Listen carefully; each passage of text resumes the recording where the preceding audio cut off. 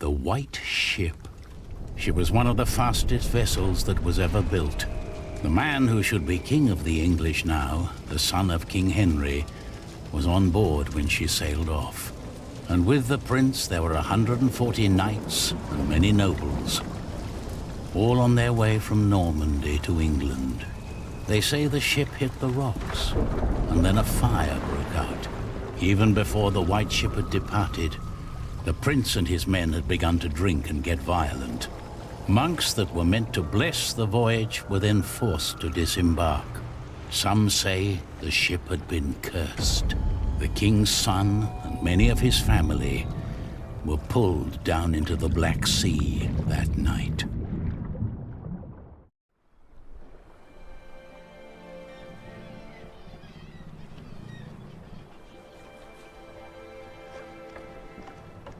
You're forgetting one important detail. Not only these monks, but also Stephen of Blois, the king's nephew, left the ship before it embarked. They say he got ill. That old rumor. The same Stephen who calls himself the King of the English now. What? That cannot be a coincidence. Yes, it can be. Of course he's king now. He survived. He is the king's nephew. What do you think, my lord? I think Stephen is a clever man. Clever enough to have his whole family perish. But why he would want to rule that godforsaken rock, I will never understand. What makes you say that? I love my country. Then why are you leaving? Well, because I want to see something new. I'll tell you what you're going to see. A proper country, where people know how to behave.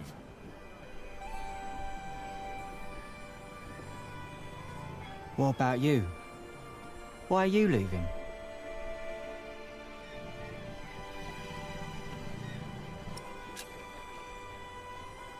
I'm looking for someone. For who?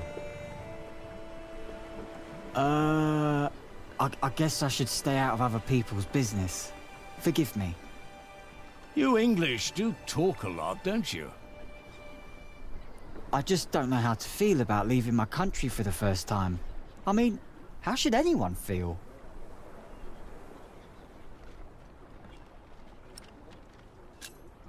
Hopeful? I don't know. Maybe I'm just running away.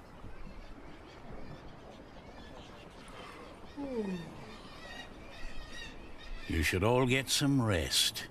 It will not be long now till we reach Cherbourg. Thank the Lord. I can't wait to be back.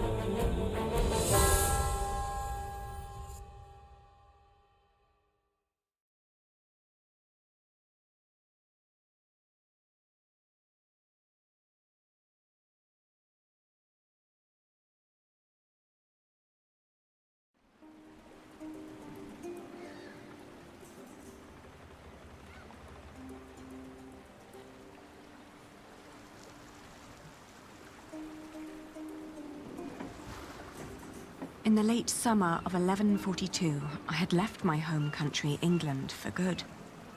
My old life lay in shambles, as did my former home of Kingsbridge. Having failed both my friends and family, I had set out to find my baby's father, the man I still loved with all my heart, Jack Jackson. And so early one morning in July, I finally arrived on the shores of Normandy. With nothing on me but a pouch of coin and a young, curious face yet unnamed, who was just as unfamiliar to this new world as was I.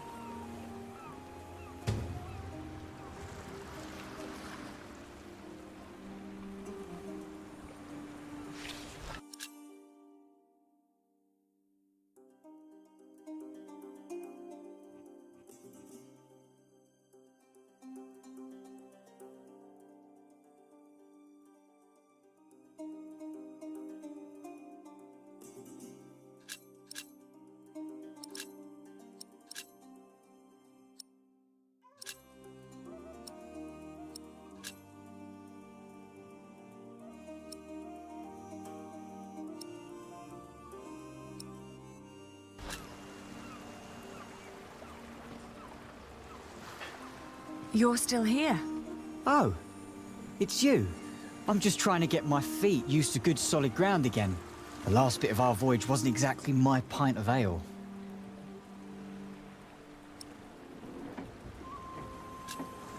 That hammer you're carrying, do you happen to be a mason? Actually, I am. You have a keen eye, mistress. I guess I just know a mason when I see one. To be honest, I haven't been one long. Just finished my apprenticeship in Salisbury. Before that, I used to shear sheep with my parents, but I guess that wasn't really for me. Father still hates me for leaving, though.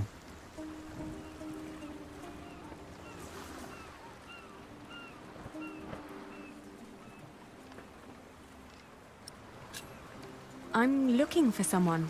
A red-haired mason called Jack Jackson. He came to France about a year ago or so. A fellow mason, great. Unfortunately, I wouldn't know a thing. After all, I just arrived here with you. I know, but should you meet someone like that on your journey, tell him Aliena of Shiring is looking for him. All right. Jack Jackson. I'll keep an eye out for you. Thank you.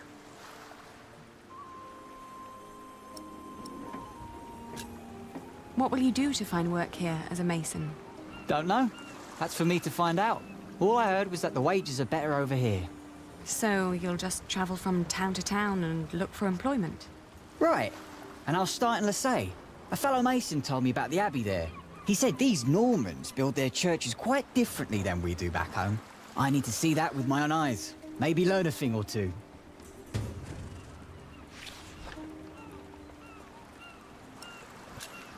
Do many masons go to Lassay? I dunno. It's really just a tiny town. The mason who told me just happened to do some repairs there once. It's likely he told others as well. I left my old life as well. Scary, isn't it? To start off fresh and all that. Well, you definitely sound more excited than scared. Oh, I am excited. Wouldn't anyone be? I don't know. Maybe. Have a safe journey. Oh, thank you. You too.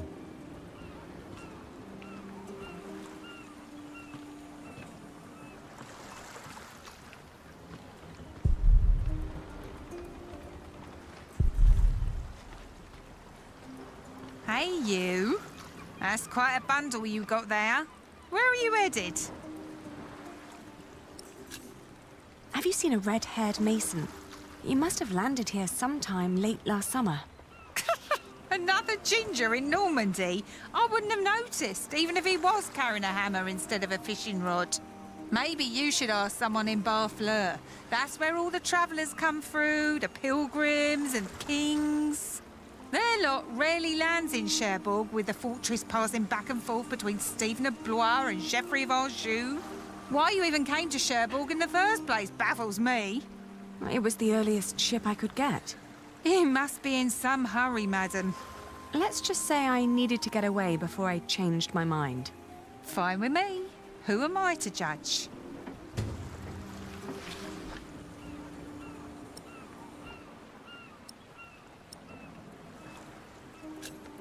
Do you know the road to Lassay? Been there, seen it. But I hope you're not planning to go there on foot. Tell you what, you give me some coins and I'll treat you to me wagon. You can even change your destination once we're on the road. What'd you say?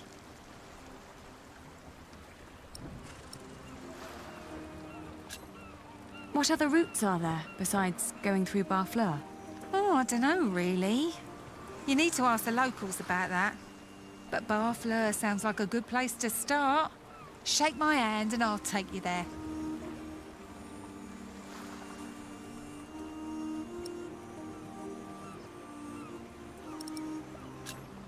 Travelling by coach is a lot less strenuous than walking. Your little worm deserves some warmth and a rocking carriage.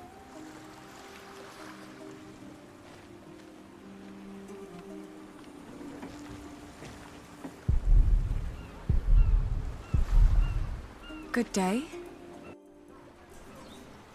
I am looking for someone. A traveller who came through here last summer.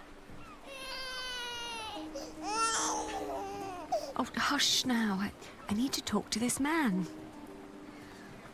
Looks young. He was born at the beginning of summer. What's his name? I haven't given him one yet. You should. He needs to know who he is. Makes growing up a lot easier.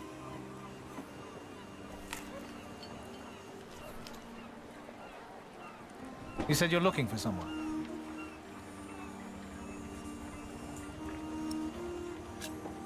I'm looking for the boy's father.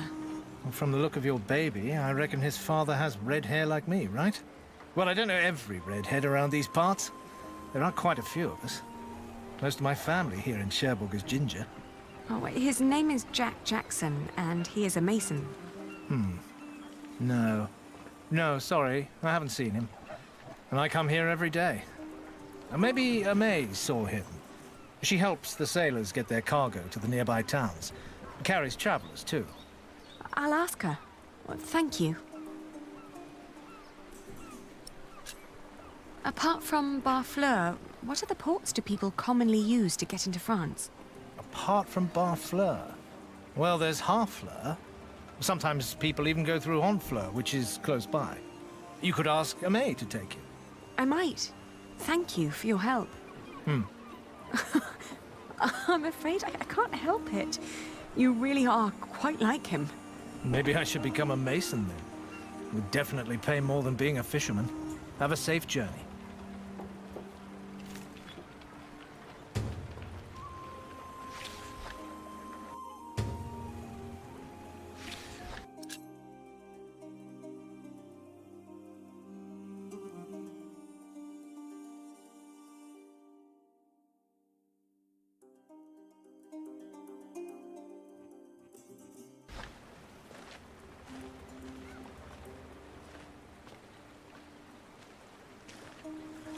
Changed your mind, madam? You know, I reserved a cosy spot just for you. All right. Take me out of town. All right. Where'd you need to be?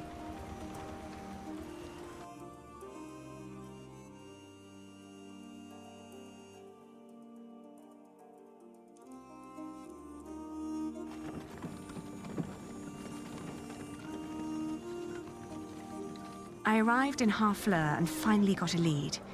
In an inn, a man remembered a red-haired Englishman who had planned to head past Marseille to the Mont Saint-Michel. I thanked him and was about to leave when a group of pilgrims asked me over to their table. They told me that they too were heading for Mont Saint-Michel, and although they had no intentions to stop in Marseille, I knew that joining a group would be a lot safer than traveling alone.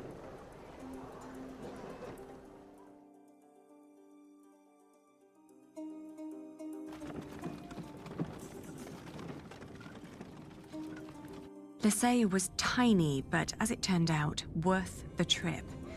In the small abbey church of the Trinity, I met a monk who claimed to have talked to a man fitting Jack's description. He'd been fascinated by the abbey's rib vaulting and had asked the monks countless questions about the place's construction. The monk apologized that he couldn't tell me where Jack had traveled next, but I didn't mind. I lay down to sleep on the floor of the Abbey guest house and, for the first time in almost a year, I felt relief. As I drifted into sleep, I hugged our baby tight and whispered into his tiny pink ear, "We're going to find your daddy."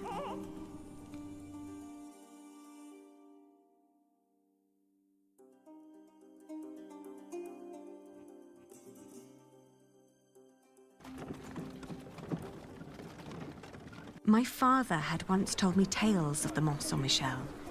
Long ago, the Archangel Michael had urged Hubert of Avranches to build an abbey on a lonely rock on the ocean by burning a hole into his head. They say one can go and see his penetrated skull on display in the church of his hometown. It was a windy day when I arrived, and the place was crowded with pilgrims and jongleurs. I remembered Jack's fascination with these tellers of stories. I spoke to one who was just taking a break. As it happened, he had indeed met Jack, although not in Mont Saint-Michel, but on a road heading east from there. Apparently, Jack had been hopelessly tracking jongleur who might have known his father, Jack Cherbourg. But as he'd been gradually running out of money, he'd intended to look for work in Le Mans or Tours. That was about 6 months ago. I was catching up.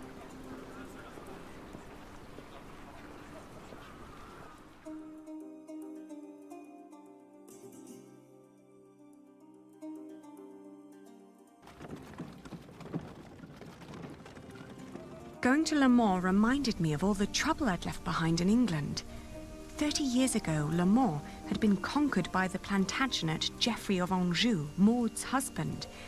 And although they'd held it ever since, other noble families kept on pulling at the city, like Maud and Stephen tearing at England. There was no sign of Jack, but I got news of a new kind of cathedral being built in Saint-Denis, just north of Paris. It was possible that Jack had gone there to learn from the craftsmen. That was, if he hadn't travelled further south, looking for work in one of the many churches in Tours, the hometown of Saint-Martin.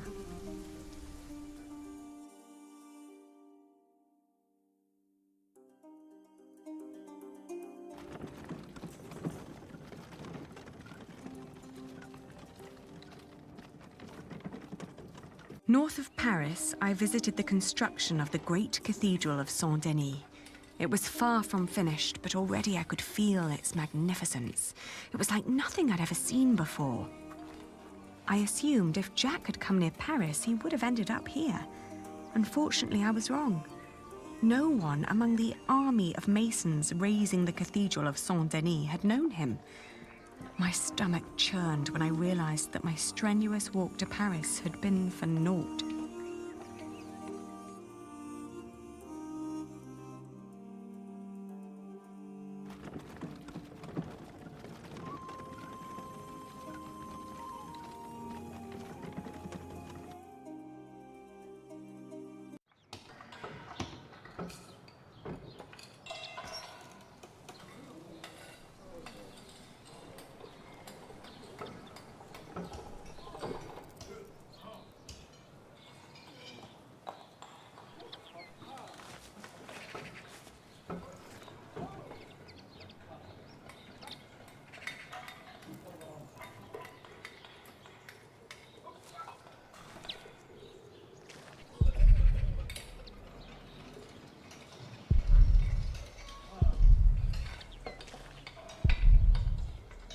Good day. Are you the master builder? What is it? I'm looking for a mason who may have passed through here. An Englishman with carroty hair. He calls himself Jack Jackson. A redhead? Yes. Did you see him? He might have asked for work here. No, I'm not looking for new masons. We're just doing repairs. Ah, but was he here? No, never seen him. Now, stand back, woman. Something could fall on your baby's head.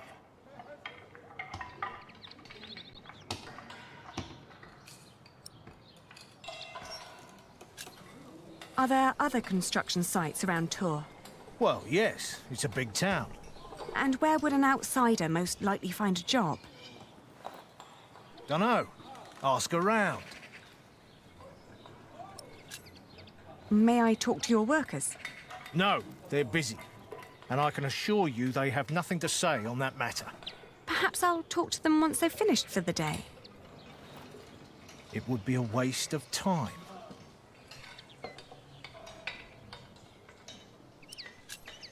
I was told he wanted to come here. Or maybe he changed his mind. Are you sure you haven't seen him? I am. All right, he was here. Was working for me. But I had to throw him out after 2 or 3 days. Why? Because he was all want. Let me redesign the roof, let me make the nave lighter. All pretty ideas, but he never shut up long enough to do the work he was supposed to do. Shit, that man was almost as needy as my son when he was still a brat. He does know a lot about his craft. Well, I know masons like him. They grow up gifted, but without a mote of discipline in their guts.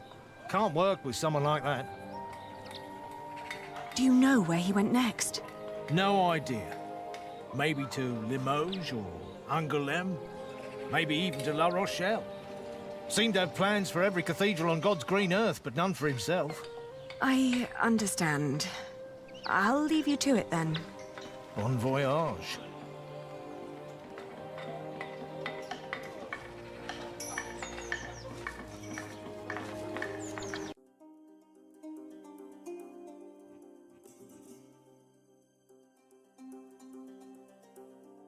We had just left Tours when I suddenly felt dizzy.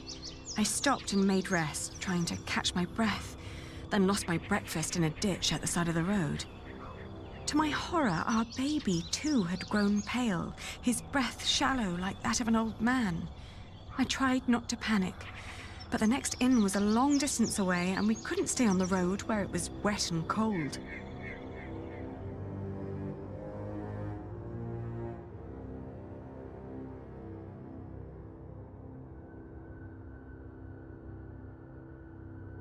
Back in Tours, the fever got worse. I remember people carrying me into a room, laying me on a bed. I tried to feed my baby, but after that, everything turned into a blur. When I awoke, Jack was standing next to my bed. He scolded me for following him. "You know you could go anywhere you want," he whispered. "Why be stupid and follow me?"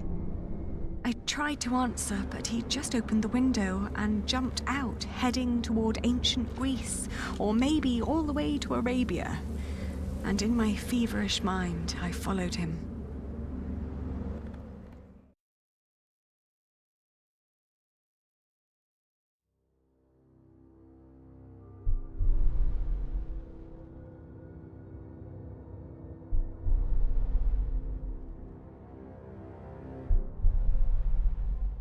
The further I went, the angrier I got. For years, I'd been fighting for my family. I'd committed myself to an oath to my father. I'd built up a business to sustain it and even married a man I despised so I could create a future for the people around me. I'd known nothing but my duty to the men in my life, while the man I was trying to find lived a life of casual irresponsibility. He traveled the world on a whim to learn about mathematics and philosophy, while I had to raise the child he'd fathered. When could I ever do anything just for myself? I asked the world as I went on.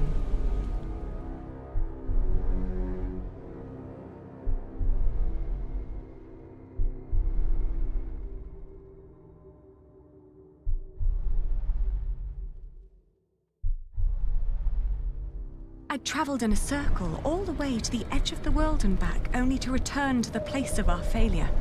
With my eyes closed, I listened to the sound of ripping yarn and crumbling walls, and of coaches carrying good people away into a cloud of crimson dust.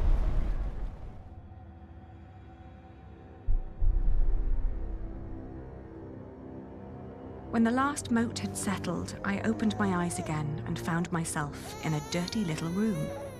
An old maid was sitting next to my bed and smiled at me, then handed me my baby. Oh, dear God, he still looked so pale.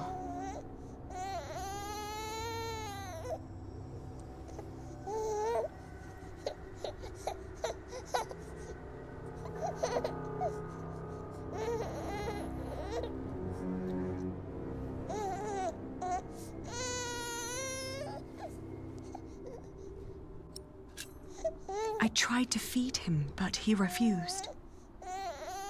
Oh, please, God, let him live. Don't punish him for my own sins. I gently caressed his head until finally he put his mouth to my breast and drank more and more, becoming greedier with every swallow. We had both been spared. We rested one more day. Then I gathered my things and headed back to the cathedral to thank the Lord for his mercy.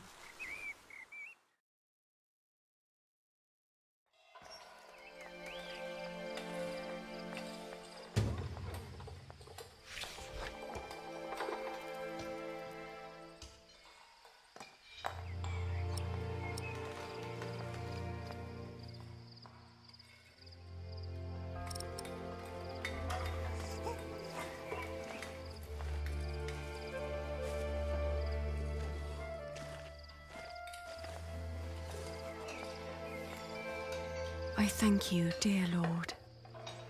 All right, steady I now. thank you for having spared my child. I thank you for... Don't let go until it's done.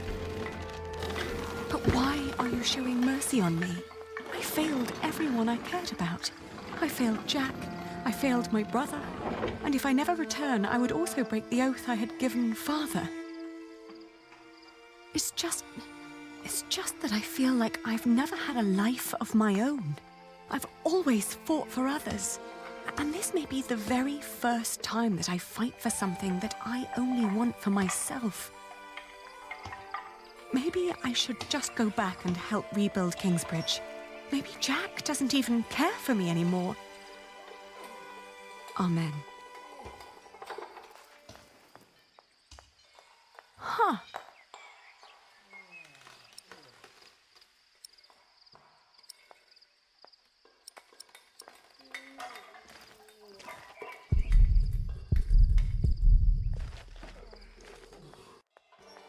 I've seen one of those before. It's amazing, isn't it? The man who did that really had it in him.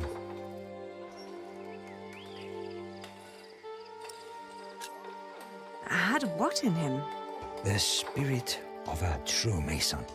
It's a shame that the master let him go. In just 1 month, he did so many things.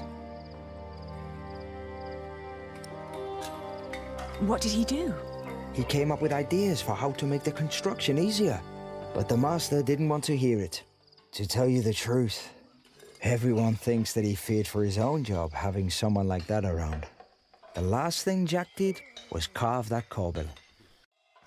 It was the one thing the master let him do. Then when he was done, he was asked to leave.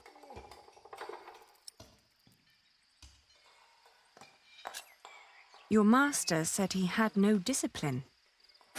Let me tell you something. Jacques worked very hard on it. He was impatient and had a temper, but you could see that he tried to overcome it. Conquering that rock was very important to him. Oh, I understand that so well. Do you happen to know where he went next? He wanted to walk the pilgrim trail to Santiago de Compostela. The Camino? The Way of St. James? He said he might find someone there who knew his father. Just one more thing. How was he when he left? Never thought about that. Relieved, I guess. He seemed ready for something new. Thank you so much for your help. Think nothing of it. And good luck on your travels. May you find what you are looking for.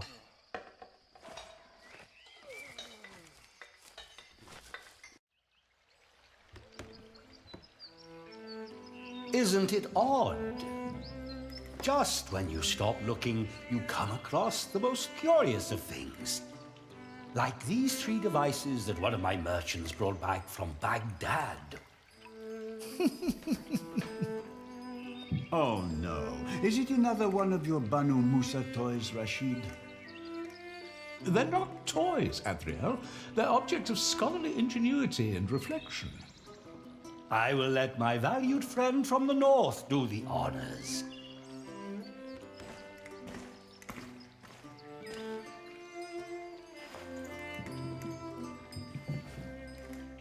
Jack, if you may.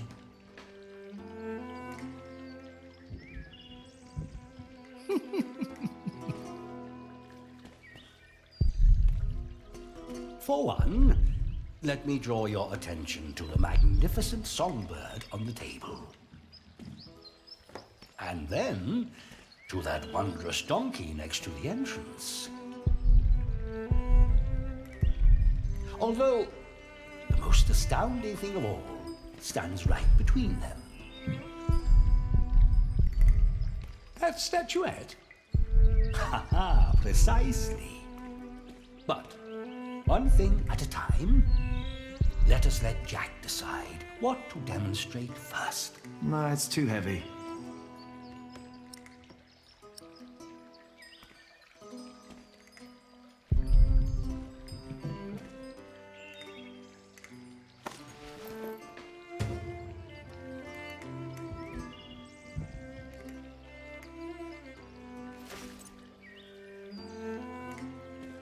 He likes to take his time, doesn't he?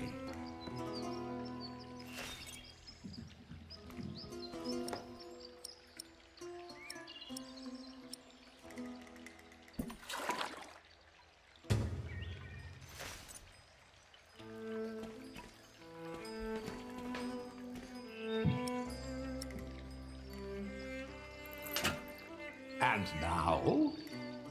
Now, Jack will heat the water in the tank.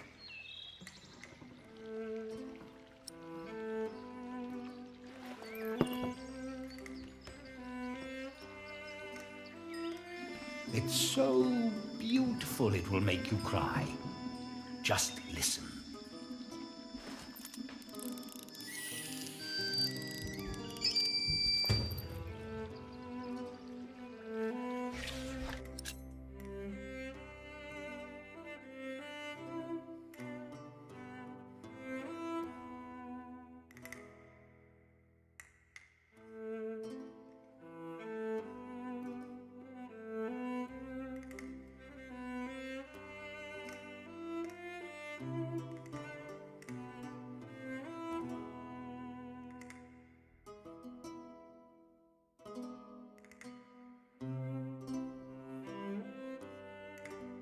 Well, how marvelous!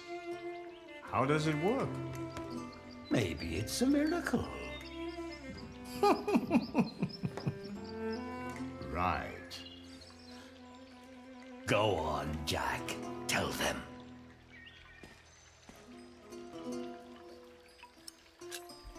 There's a hidden wheel inside the box. It turns an axle that in return raises and drops a sequence of small cylinders inside. These cylinders work like fingers playing a flute. But who is blowing into the flute? Steam. Steam? Yes. When I opened the pipe, it gradually pushed itself into the tube. The power of steam. For once, I must agree. This is brilliant. Of course! It was created by a Muslim after all. Let's not get ahead of ourselves. What else have you got, Rashid? Anyone care for some tea? Thank you, my daughter. We will have some as soon as Jack has finished our presentation. Mind if I watch? Of course not. So, who is this man, Rashid? On second thought, why don't you save the lady for last? Otherwise, the other two devices might appear bland and boring in comparison. I agree. Jack is a friend of the house. Don't let me distract you, Jack. A brilliant man, a scholar and a talented No, artist. it's too heavy. Just the other day, he explained Euclid to me. What is that? A Greek who wrote a book called The Elements of Geometry. I could watch this man scoop up water all day. The Egyptians translated it into Arabic, and now the Englishmen are turning it into Latin. How very peculiar.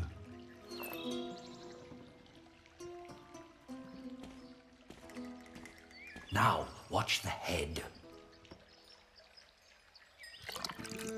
Just any moment now. There. Did you see? It threw up.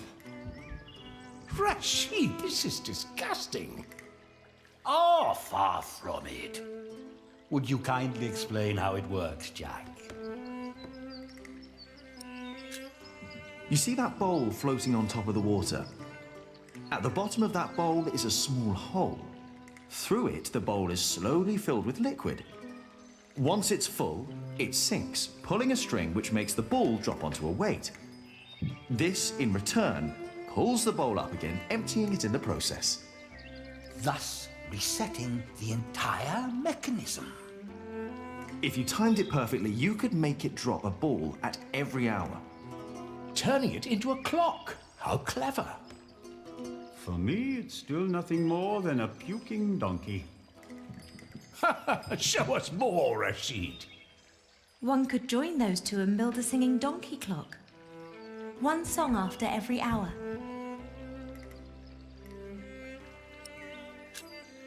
That would be pretty clever. I know, right? You could be the one to build it. Oh, that would be unfair. It's your invention. I would let you have it. Or we design it together.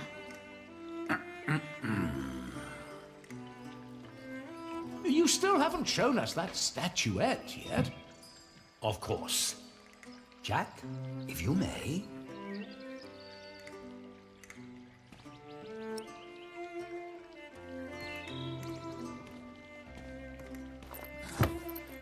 Oh, you will love this. Just watch.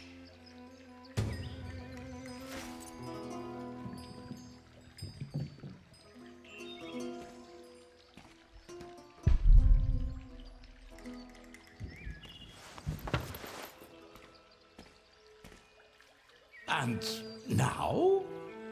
Just be patient, but don't look away. It takes some time for her to... To do what? Is it crying? Isn't that amazing? No, it's irritating. Rashid, what is going on?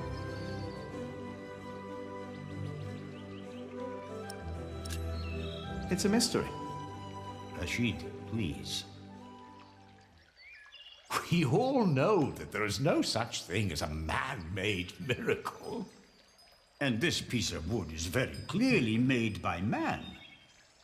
I very much agree, my friends. But so far, none of us has an explanation. All we know for certain is that her glassy eyes shed tears when you move her from warmth into cold. Like a plant at sunrise. Like dew.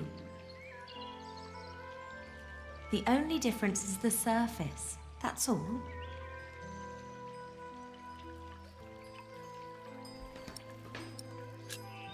I think you may be onto something.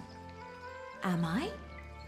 Of course, I had no intention of disturbing your conversation. But if you can find out why there's dew gathering on a plant, you may understand why that woman is so weepy. So, who wants a cup of tea? I'll have some. Your daughter is quite something, Rashid. A scholar in her own right. I know. I'd rather she wasn't. It would make marrying her off so much easier. Oh, I'm certain that won't stay a problem for long. Maybe the dew originates from invisible water in the air. Water that stays hidden when it's hot.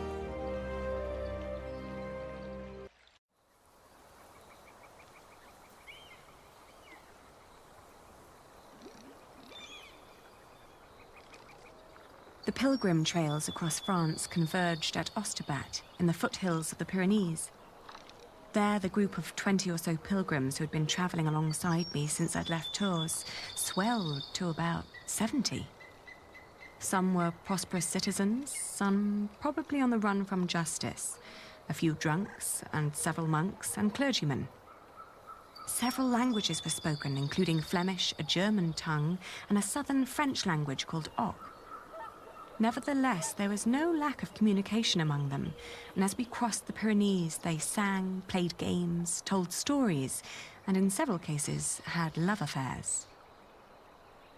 While my baby and I kept mostly to ourselves.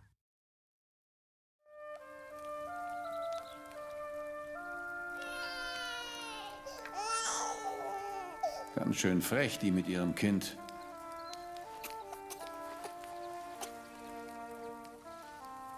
Hush now. Hmm?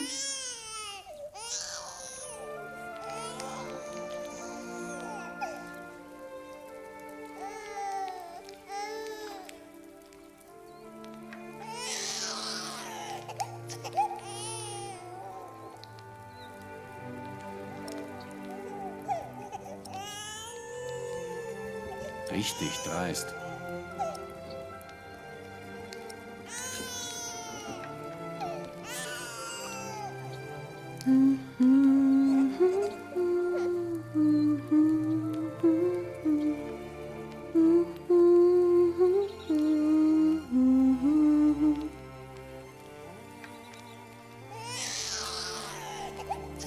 I'm sorry.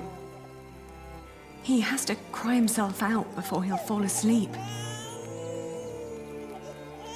It will give you a strong voice one day, won't it? Do you have children?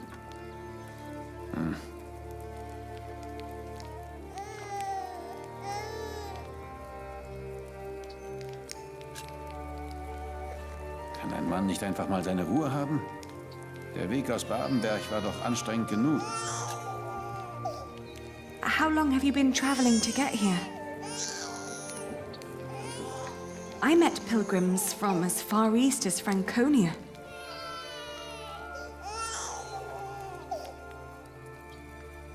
I am sorry. We'll go for a walk so you can get some rest.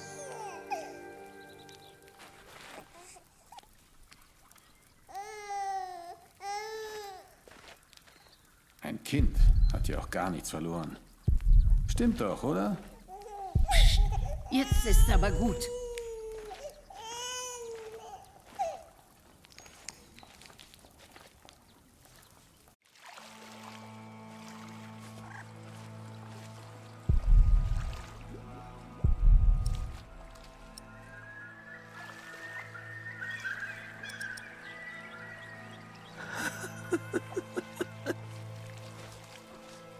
She's not listening.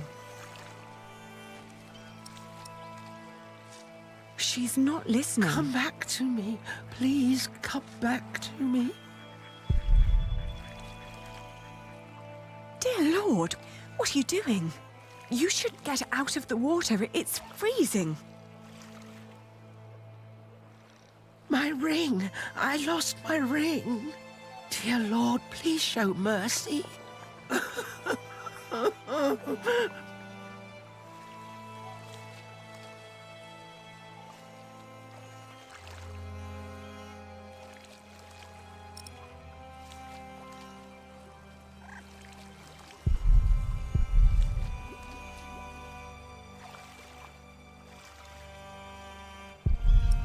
Where are you? Where did you go? I'm glad I never had to use my dagger on my journey. I'm only keeping it for emergencies.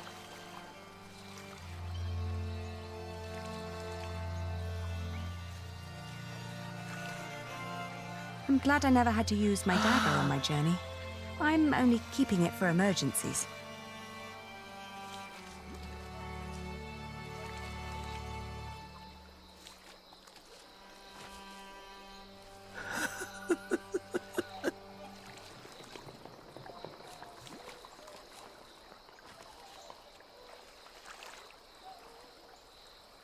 Come back to me. Please, come back to me.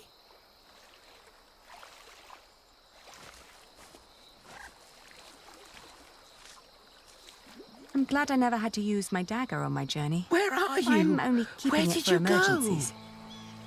The cold will kill you. can't leave without my ring.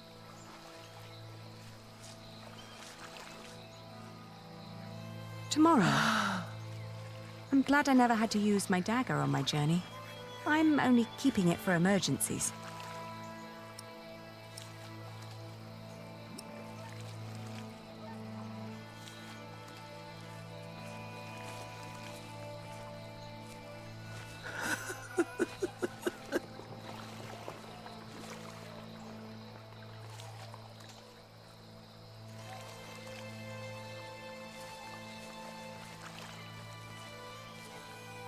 Come back to me. Please come back to me.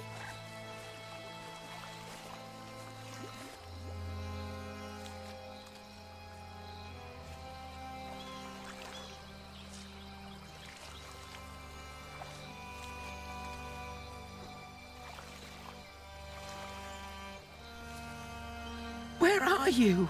Where did you go?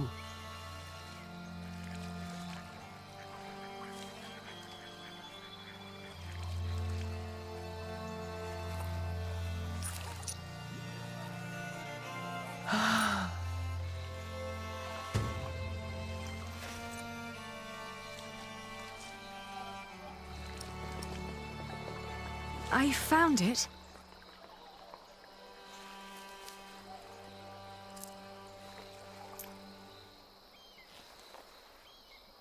Yes! Oh, thank you. Thank you so much. You are a very kind woman. So very, very kind. I'm glad I could help. Yes, yes. Thank you. Thank you so much.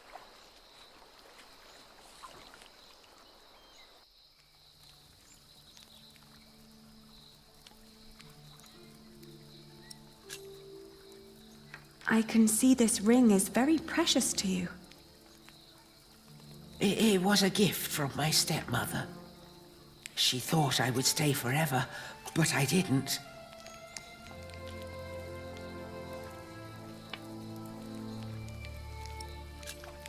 Are you getting warmer? I am, thank you. Why did you leave? Oh, I thought I didn't belong. She always said I was her daughter, but I was sure she was lying. I was so selfish and so stupid. Too stupid to see I really was happy. Tell me about your stepmother. She was such a kind woman. So very, very kind.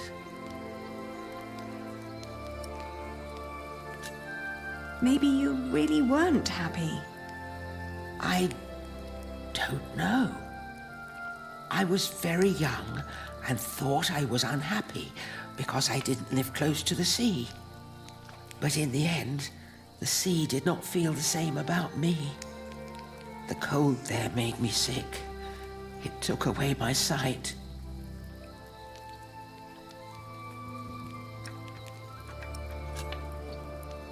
Why didn't you go back?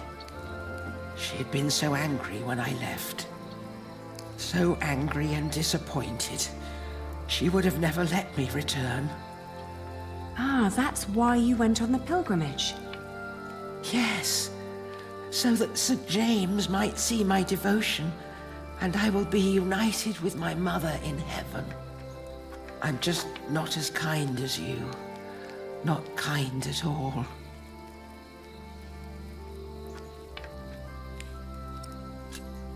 Actually, we two have quite a few things in common. I too am trying to make amends with the one man I loved the most. I was told he went straight to Santiago. You will know soon. Not soon enough. It's still 4 weeks till I get there. He'll be there, I'm sure of it.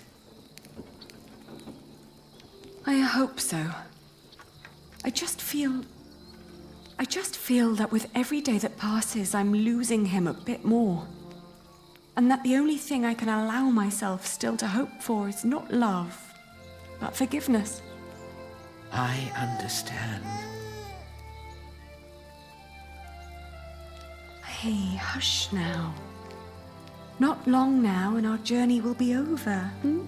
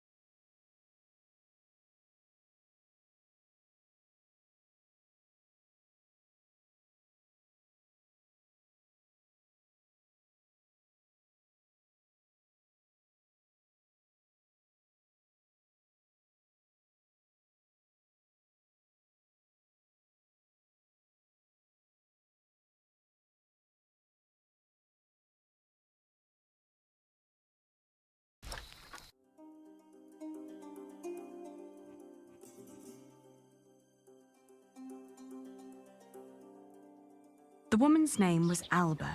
She came from a small town somewhere in Catalonia. I quickly got used to her constantly feeling out for her stepmother's ring and the sad guilt that would always follow in her milky eyes. I wasn't sure if she appreciated my company, but I couldn't leave her on her own either. By the time we reached Los Arcos, she'd stopped talking, while I kept on dropping a kind word here and there to let her know I was still by her side.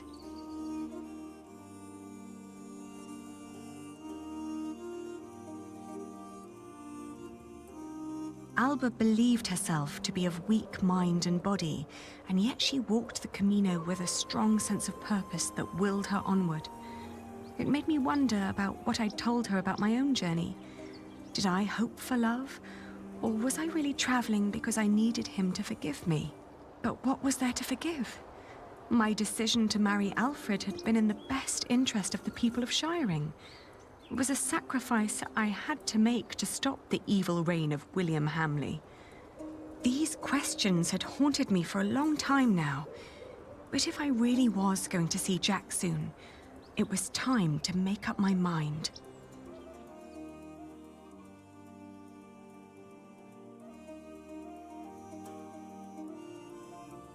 Around Lyon, the path began to gradually turn uphill. It was only 2 more weeks till we'd reached Santiago. The baby was in a good mood, and so, surprisingly, was Alba.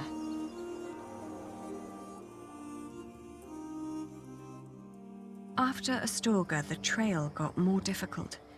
Alba became slower and slower, and we had to rest more. She became quiet again. The strain on her old body grew, and she worried that she might not be able to reach the end. Still, we managed to push onward. The next morning, she refused to get up. Her breathing was disturbingly shallow, and she hardly noticed me touching her forehead. "Everything hurts," she said, and urged me to continue without her. Of course, I stayed with her. I brought her food and water and sat by her side. But day after day, her condition grew worse. She kept on urging me to go, to find Jack, saying the monks of Ponferrada would take care of her.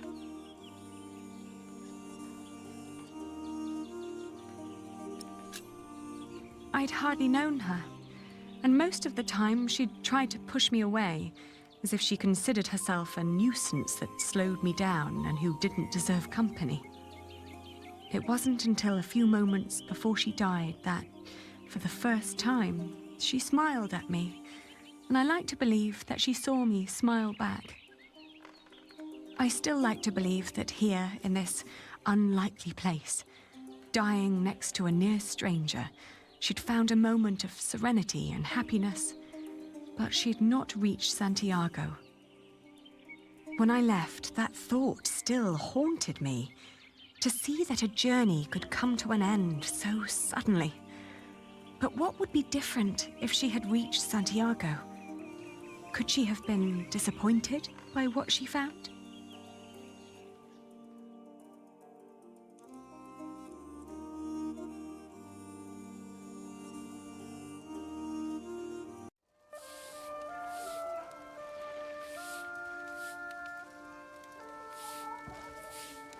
After months of hard travel, the child and I finally reached Santiago de Compostela.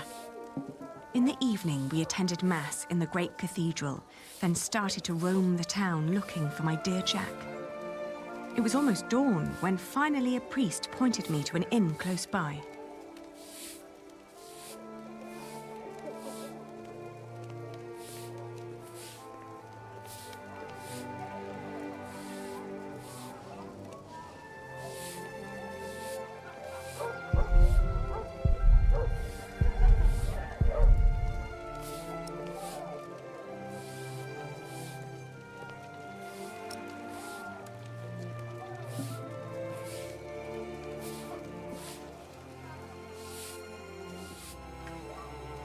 I'm looking for a man who likes to read a lot. E logo anda sempre cun libro en riba. Have you seen anyone like that? Pero, por que levas un libro en riba? Basta escangallar co peso. She doesn't even understand that I'm looking for a person yet.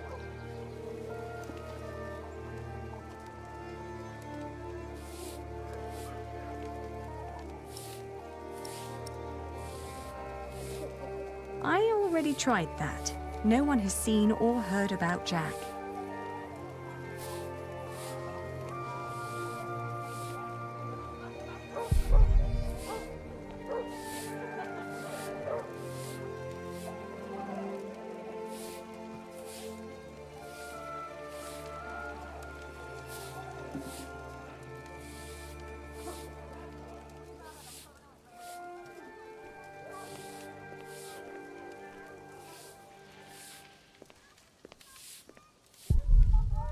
Where are you, Jack?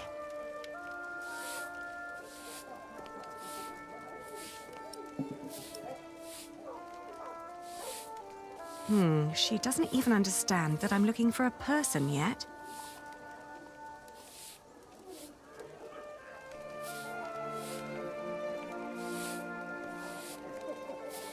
I don't want to leave it behind just like that.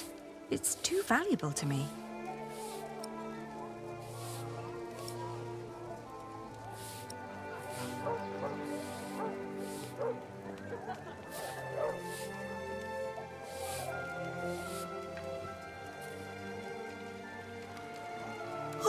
Que cousiña, eche rubio.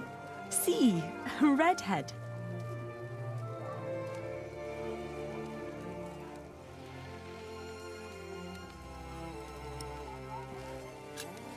Can you give us some food? Comida? Se queres xantar, terás que pagar. Síntocho, pero non es a única muller cun fillo que ven por aquí pedindo comida. Have you seen his father, Padre del Niño? Jack Jackson? Ven sendo un peregrino? What? É un peregrino? Oh, no, no. He's not a pilgrim. Entón, quen ven sendo? He's a mason. Ai, mal rayo, me partas entendo o que me estás a contar.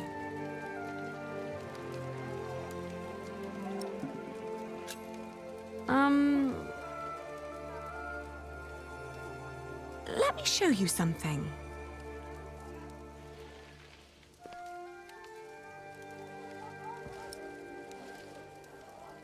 She knows that Jack likes to read. Now I need to somehow tell her that he's a mason.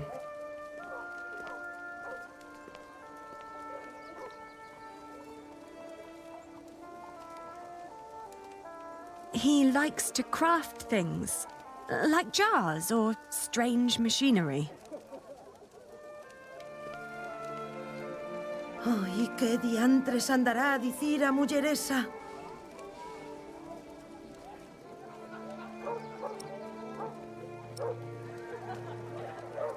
She knows that Jack likes to read. Now I need to somehow tell her that he's a mason.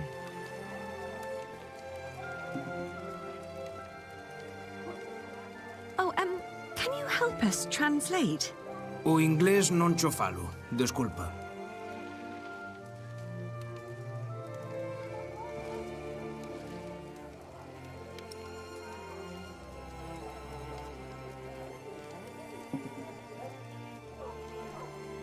I was told he used to stay here. ¿Dis que o rubio está aquí? Ah, xa sei a quen andas a buscar. Xurxo! Que foi? O raparigo este é che fillo teu? Pois... non che sei. Case que non, No, he's not the man I'm looking for. Semella que desta aínda zafas.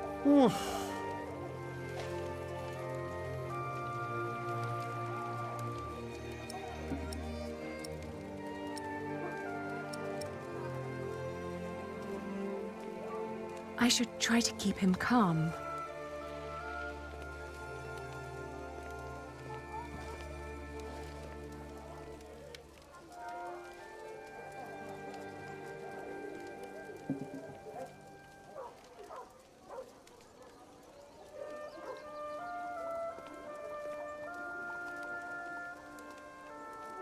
He's sleeping. I mustn't wake him.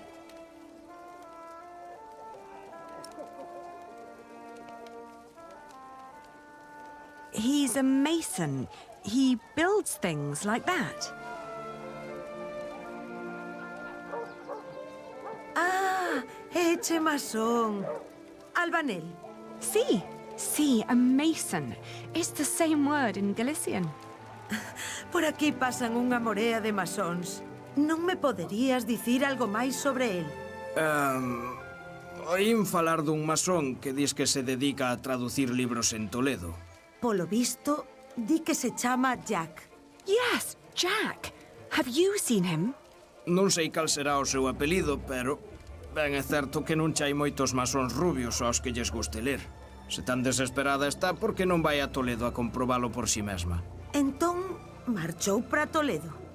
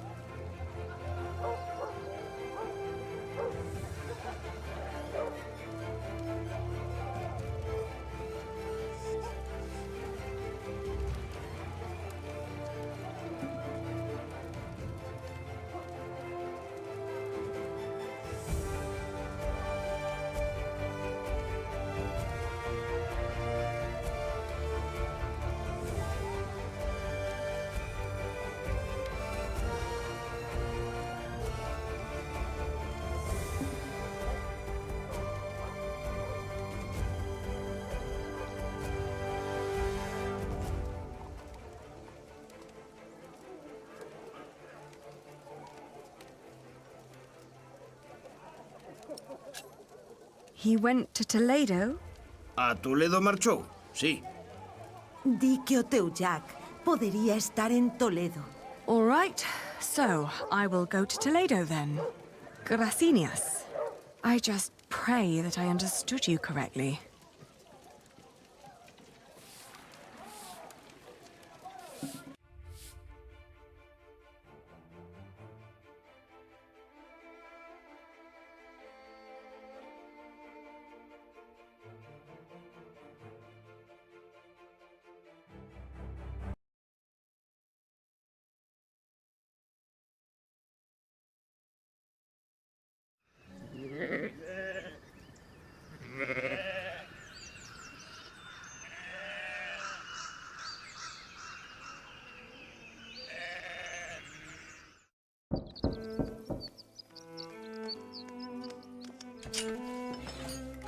Buenos días. Parlez-vous français? English? Of course. How may I help you? I was told a man named Jack Jackson lives in this house. Who told you this? a group of scholars living at the edge of town. They said he used to translate old scriptures about mathematics before he moved here. Please wait here. I will talk with Master Rashid.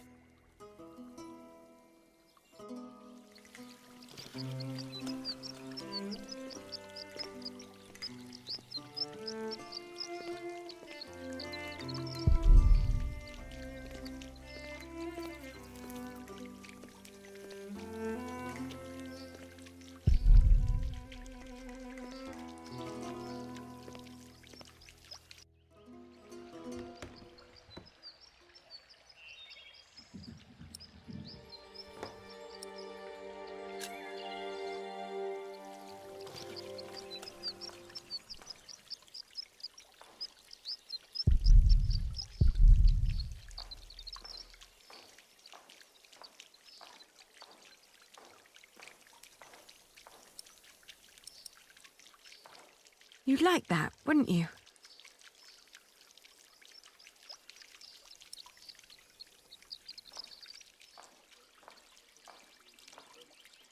I don't want to leave it behind just like that. It's too valuable to me.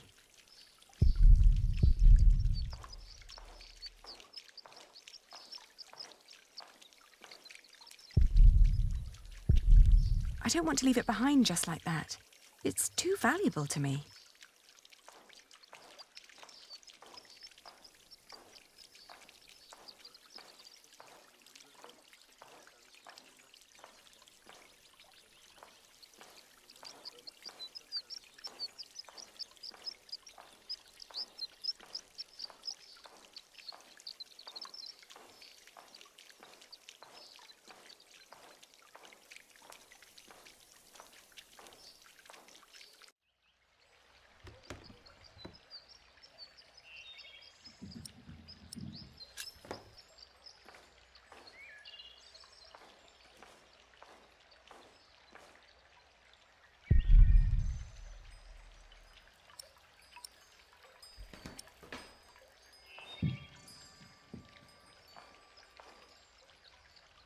Oh, it's his.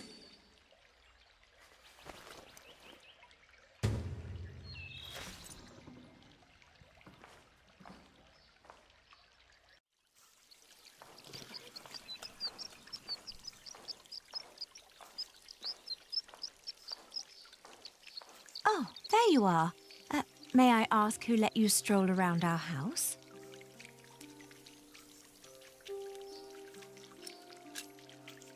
I was asked to wait here.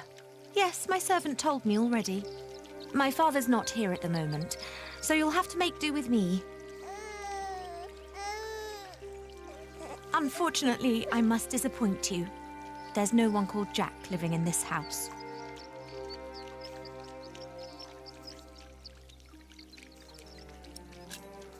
He must be here. I found his slingshot. What? Who allowed you inside my father's archive? I didn't mean to be disrespectful of your hospitality. I just hope for your sake you didn't touch anything.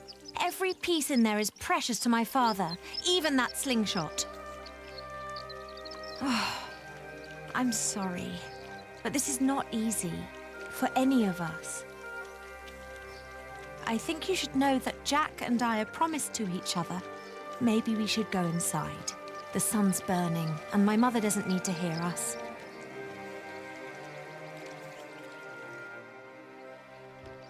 Jack told me about you. You are Aliena. You're the one who rejected him and married his stepbrother.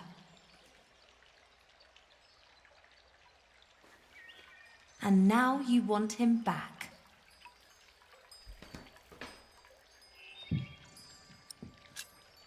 I'm here because I love him.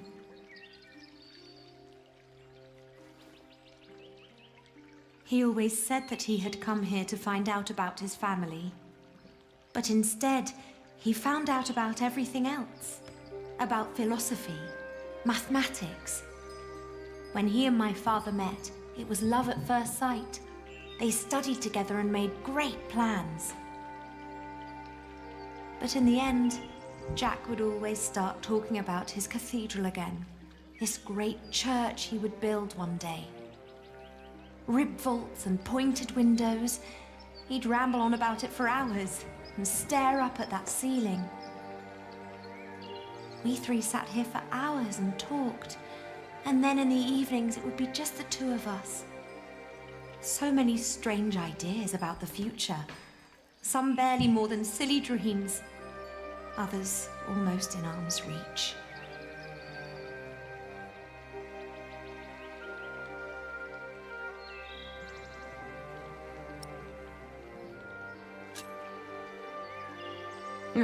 He always had his head in the clouds. Oh, yes. Well, he's not here anymore. My father had offered him work as a master builder here in Toledo. He would have been well off and free to spend his evenings under vaults like this, with me as his wife. But in the end, he refused. Tell me, did you really marry his stepbrother?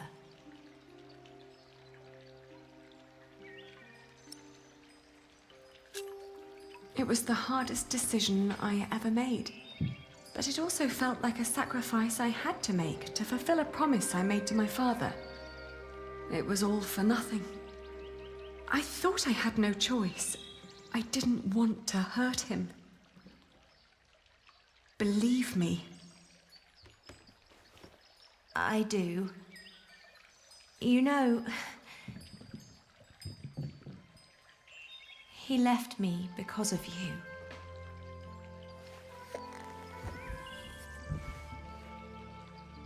Even after all you did to him, he couldn't let go.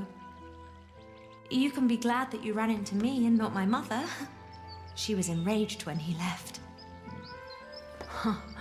He can have that effect on people. But apart from that, we made our peace with him. Father even gave him one of his favorite pieces of his collection as a parting gift. A small wooden statue with stone eyes in exchange for his slingshot. Would you mind telling me where he went? He went to Paris to work on the Cathedral of Saint-Denis. He said he never found out about his father, so there was no reason to stay down here anymore. Paris? Yes. If you find him there, tell him I don't miss him.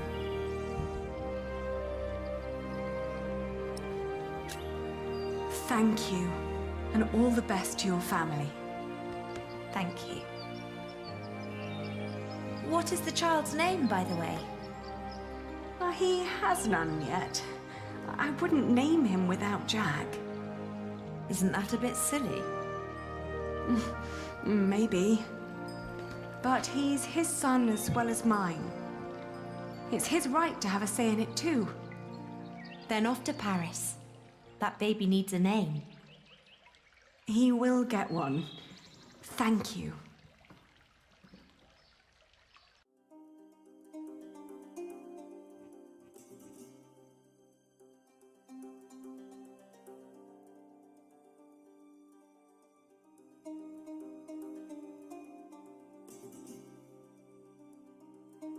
I travelled back along the Way of St. James, passing through Astorga, Lyon, and Burgos. I crossed the Pyrenees, revisiting Bordeaux, Angoulême, Poitiers, but never stayed longer than one night. The closer I came to Paris, the stronger my old doubts and fears resurfaced. If Jack really was there, what was I to say to him?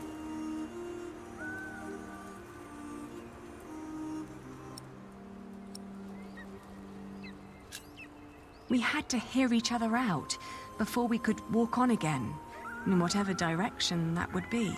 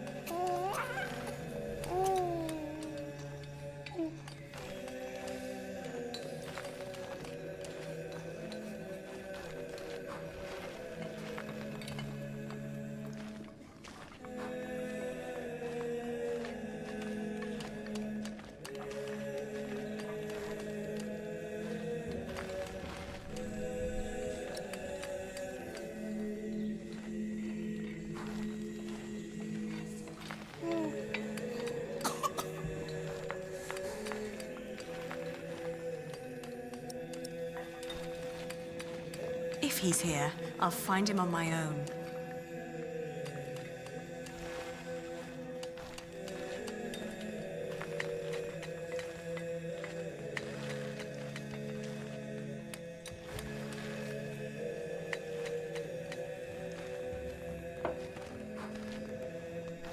He would love it here. There's no doubt about that.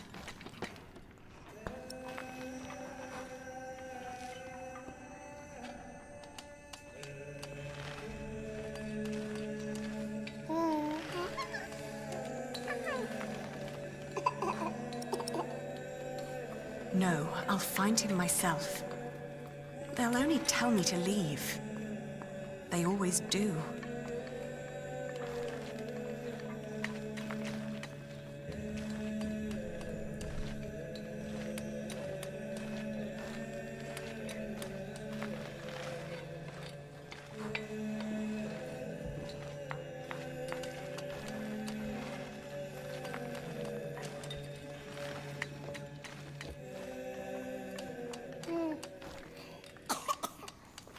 There.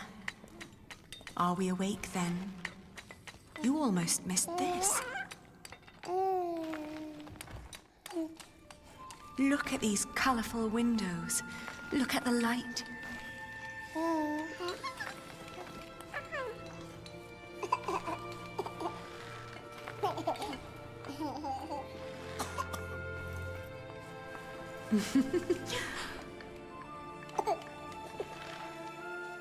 Ali? We came to see you, Jack. We? Is he? He is your son.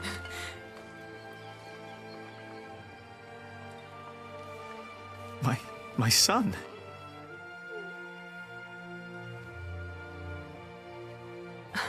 I'm sorry. It's not your fault. Ali, where do we go from here? Wherever we go, I want to go with you.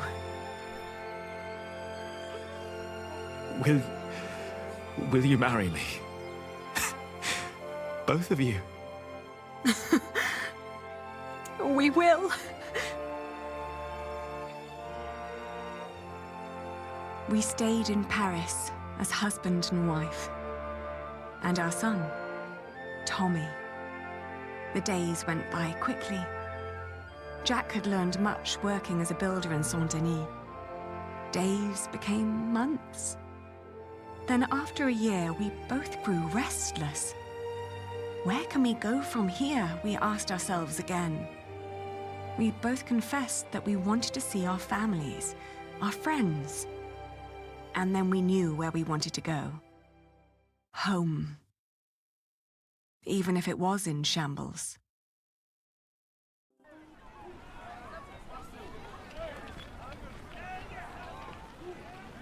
We need to hurry. The ship to England will leave soon. What's going on here? Whatever it is, if the crowd doesn't clear up, we'll miss our ship.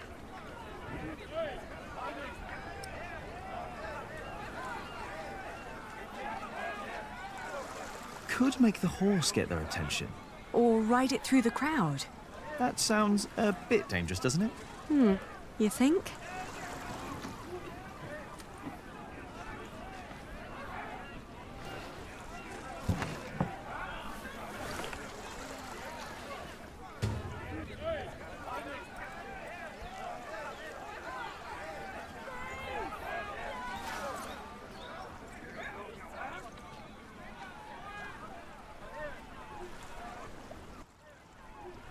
Do you know what's going on? Oh, chaos. I can't get these people to calm down. God knows I tried. What happened? The jongleur told the crowd a few stories. Then he sold people some miracle charms, but it was just fairy tales and painted stones. Well, it always is. I know, but I'd need a real miracle to calm them down now. Otherwise, they'll rip him apart.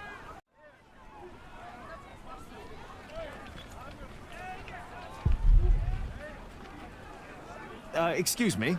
What's going on here? He's a thief. He told us lies and stole our money. But isn't that just a simple jongleur? That poor man. We need to help him.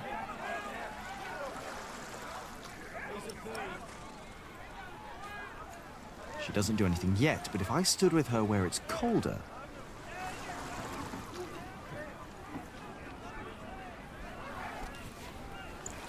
Behold the Holy Virgin! If it takes a miracle to make these fools stop, then give them one. You're right.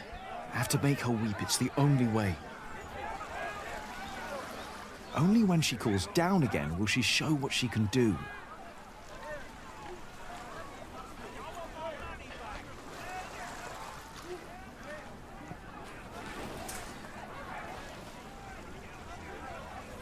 Do you see? It's working. Your friend Rashid must be quite the miracle worker.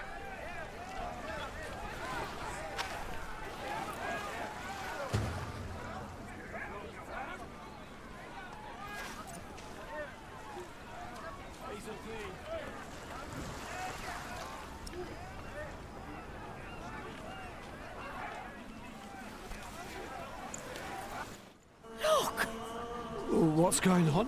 The Holy Mother. She's crying. Revere the Holy Mother, for she has blessed us with a sign from the heavens. Cease your doings right now and witness the miracle. It's true. Lord in heaven. Why is she crying?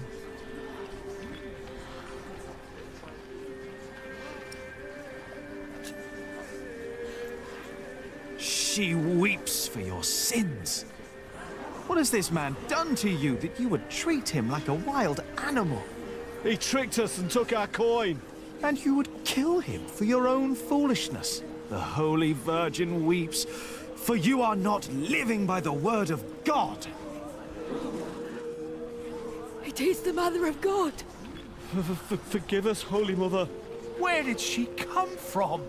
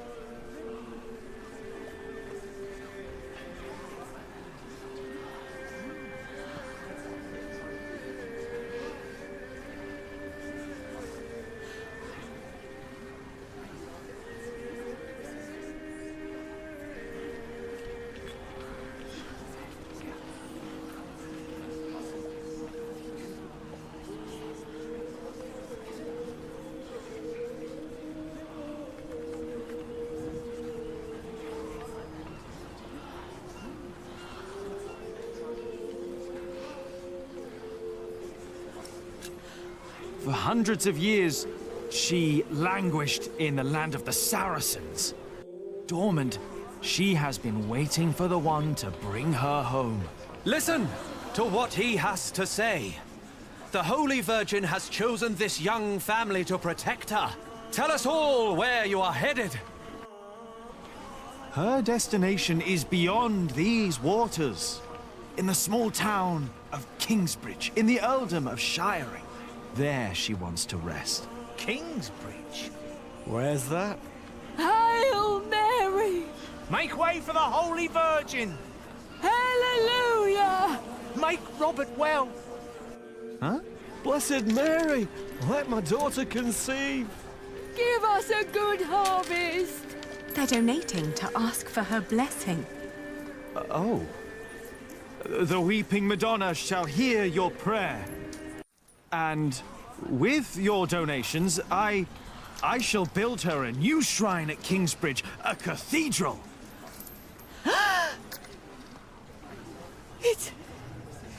It's you! Who do you mean? You The red-haired ghost. Me? A ghost? My husband is very much alive. I've known him since he was 12 years old. But he drowned. By God, you drowned. 24 years ago. On the White Ship. My poor son. My Jacques. His name was Jacques.